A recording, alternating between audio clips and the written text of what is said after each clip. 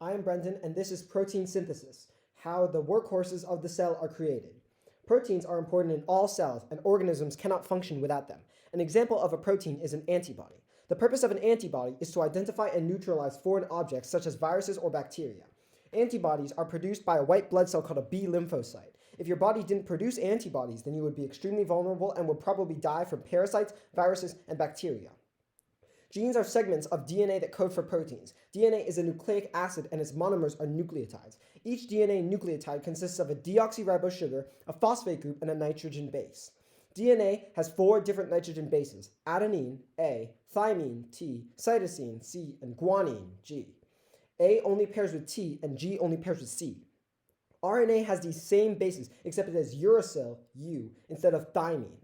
The nucleotides are joined to one another by covalent bonds between the sugar of one nucleotide and the phosphate of the next. This is known as a sugar-phosphate backbone.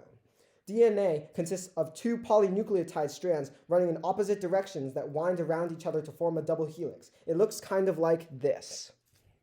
When the cells divide during mitosis or meiosis, the DNA condenses into structures called chromosomes.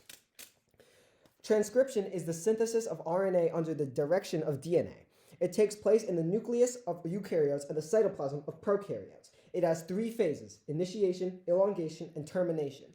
During initiation, an enzyme called RNA polymerase will attach to the promoter of a gene to unwind the double helix and start to synthesize the mRNA by using a DNA template strand to make a complementary single strand of RNA. For instance, if the template strand was AGCCTG, then the mRNA strand sequence would be UCCGAC. After initiation, there is an elongation phase.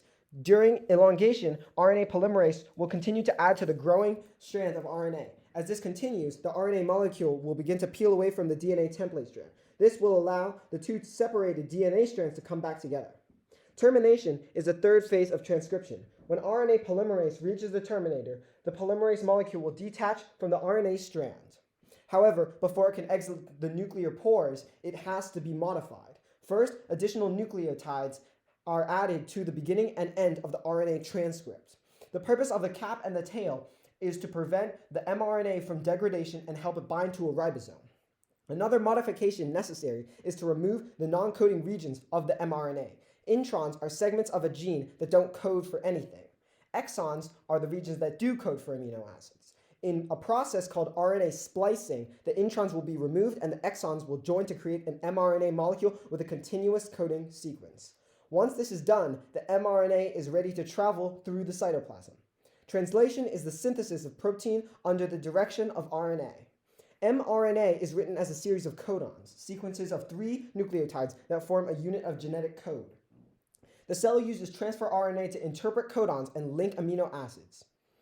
The tRNA molecules are all identical except for their anticodon sequence, which is different for each one. However, it's the mRNA codon, not the anticodon, that determines what amino acid the tRNA molecule carries.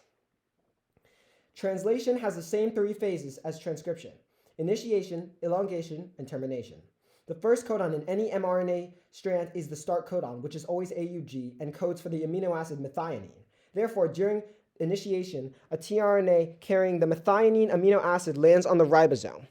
During elongation, amino acids continue to be added. Let's say the next codon in the mRNA sequence is UCG. This means that a tRNA with the amino acid serine will land on the ribosome. Next, if the next sequence on the mRNA is GAC, then a tRNA with the anticodon sequence CUG and the amino acid aspartic acid will land on the ribosome. Then the amino acids will link like this and the tRNA will go away. This is how a polypeptide is formed.